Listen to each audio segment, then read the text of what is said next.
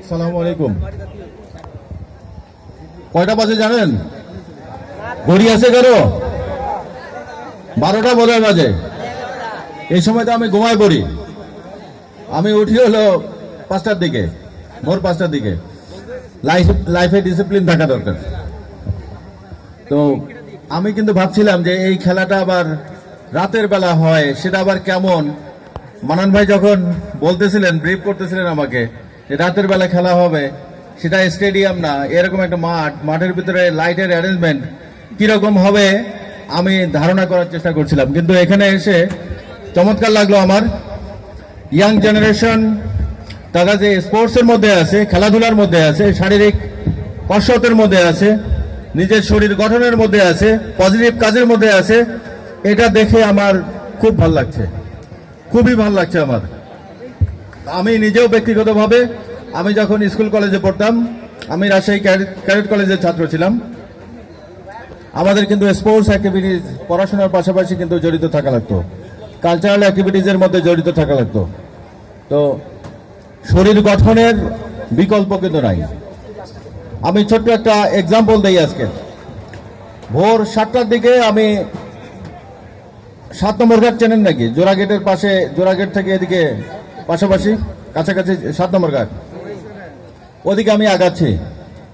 একটা মোটরসাইকেল পেলাম, 2 জন চালায় নিয়ে আসতেছে, মাথায় হেলমেট নাই। তা আমি আটকালাম। একজনের ফুল প্যান্ট আছে আর একজনের হাফ প্যান্ট। তো তোমরা কোথায় গেছিলাম? আমরা একটু বাতাস খেতে গেছিলাম, নদীর হাওয়া খেতে গেছিল। আমি দেখলাম 2 জনই স্টুডেন্ট, একজন কলেজের একজন বিএল কলেজের। তো তাদের যে বিষয়টা, তাদের সার্চ করে পাওয়া গেল একটা সিগারেটের প্যাকেট। 2টা সিগারেট ছিল, 2 জনের জন্য 2টা সিগারেট। তা আমি ওদের বাবার সাথে কথা বললাম ফোনে।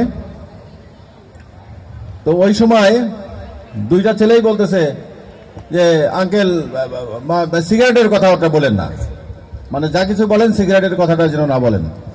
তো বিষয়টা হলো, এই বাচ্চাটা সে নিজেও জানে, এই স্টুডেন্ট সে নিজেও জানে যে সিগারেটটা ভালো না।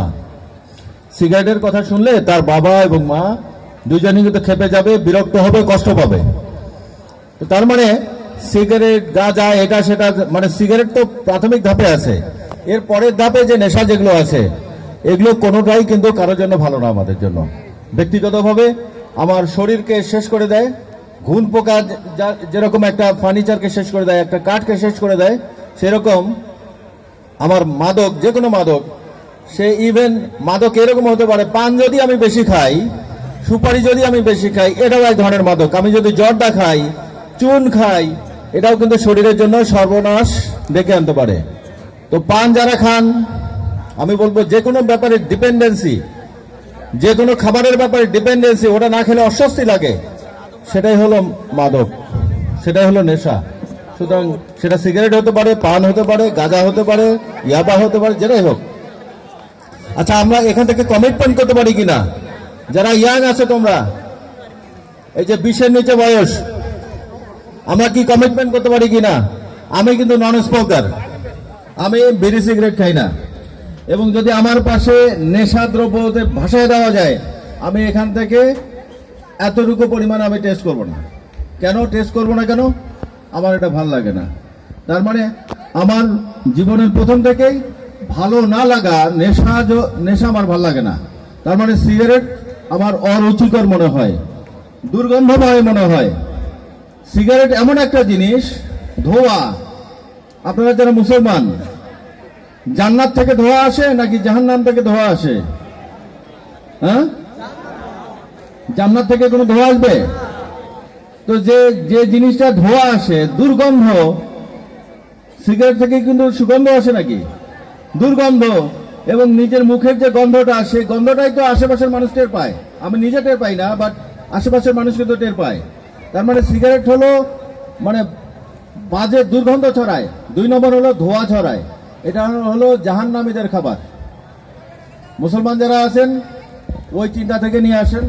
আপনার পরিচ্ছন্নতা, মুখের ওরাল হাইজিন, মুখের হাইজিন, ভেতরে ফুসফুসের যে জীবনী শক্তি, এটা যদি আমি বাড়াতে চাই, তাহলে আমার সিগারেট, বিড়ি সিগারেট থেকে মুক্ত থাকতে হবে। এবং একটা কথা বলা প্রায় বলা হয় ব্যাংকের আমরা অ্যাকাউন্ট করি না 1000 টাকা 2000 5000 টাকা দিয়ে। তো নেশার জগতে প্রবেশ করার জন্য প্রথম ব্যাংক অ্যাকাউন্ট ওপেন করা হলো সিগারেট খাওয়া। তার মানে সিগারেট খেয়ে এই রাস্তায় আমরা হাঁটা শুরু করি। তো আমি যারা গার্জিয়ান আছেন এখানে, গার্জিয়ানদের প্রতি আমার অনুরোধ, আপনাদের বাচ্চা কাচ্চাদের প্রতি খেয়াল রাখেন। কার সাথে মেশার চেষ্টা করছে, কার সাথে ঘোরাঘুরি করছে, এটা বেশি করে মনিটর করেন, খোঁজ রাখেন, না হলে কিন্তু আপনার বাচ্চা মানুষ হতে পারবে না। আমি আজকে একটা যে ঘটনাটা বললাম, আরো একটা ঘটনা ওখানেই পেলাম আমি, একই রকম বিষয়। বাবা মা কেউ জানে না যে ছেলে কোথায় গেছে। তো খারাপ বন্ধু, সেই খারাপ বন্ধু যে আমাকে সিগারেট অফার করে। কোনো ভালো বন্ধু কখনোই সিগারেট অফার করে না। তার মানে আমি অন্যভাবে যদি বলি, যে বন্ধু সিগারেট অফার করে, যে বন্ধু নেশার দ্রব্য অফার করে, সে বন্ধু নয়। কি তাই কিনা? যে বন্ধু সিগারেট অফার করে সে আমার বন্ধু না, সে আমার কল্যাণ চায় না, সে আমার ভালো চায় না। খুব সিম্পল কথা। যে বন্ধু আমাকে গাঁজা অফার করে অথবা অন্য কোনো কিছু অফার করে যেটা আমার শরীরের জন্য খারাপ, সেই বন্ধু আমার বন্ধু নয়, আসলে সে আমার আসলে ক্ষতি চায়। তো আপনাদের ডিমান্ড সাইডে আপনাদের অভিভাবক যারা আছেন তারা একটু চেষ্টা করবেন, আপনাদের বাচ্চা যারা স্কুলে যাচ্ছে, স্পেশালি হাই স্কুলে কলেজে যারা যাচ্ছে, তাদেরকে একটু খোঁজ খবর রাখা দরকার। কোন বন্ধুর সাথে মেলামেশা করছে, কার সাথে ঘোরাঘুরি করতেছে, কার সাথে সময় দিচ্ছে, আর বাসায় সে সময় মতো পড়তে বসে কিনা, বাসায় সময় মতো পড়তে বসে কিনা। পড়তে বসে আসলে পড়তে বসার ফাঁকে আপনি আবার মোবাইল কিনে দিচ্ছেন। মোবাইল কিন্তু আর একটা ডেঞ্জারাস একটা জিনিস।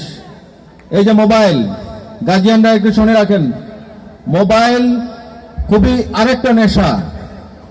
আপনারা তো মাদকের নেশার কথা বলতেছেন, এটা আর একটা জঘন্য নেশা, যার ভিতরে অশ্লীল জিনিসপত্র আছে।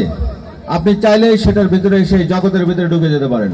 সুতরাং ইয়াং জেনারেশন শুধু মাদকের বিষয়টা উপরে উপরে দেখতেছেন, কিন্তু মোবাইলের ভিতরে যে ইন্টারনেটের জগৎ যেটা আছে, পর্ন জগৎ যেটা আছে, অশ্লীল জগৎ যেটা আছে, সেটা যদি আপনি ইগনোর করেন, মনে করতে পারবেন না যে আপনার বাচ্চা মনে হয় ভালো আছে, পড়তেছে। বইয়ের ফাঁকে সে মোবাইল দেখতেছে। মোবাইলে কি দেখতেছে, ফেসবুকে কি দেখতেছে, রিলে কি দেখতেছে, টিকটক এটা সেটা নানান কিছুতে কি দেখতেছে, আপনি খোঁজ খবর রাখেন না। সুতরাং আমি বলবো, গার্জিয়ান যারা আছেন, আশেপাশে যারা শুনছেন আমাকে, সবাই আপনার বাচ্চার ব্যাপারে কেয়ারফুল থাকেন। মোবাইল হাই স্কুলে যদি থাকে আপনার বাচ্চা, হাই স্কুল পর্যন্ত আপনি কোনো স্মার্ট সেট দেবেন না, অ্যান্ড্রয়েড সেট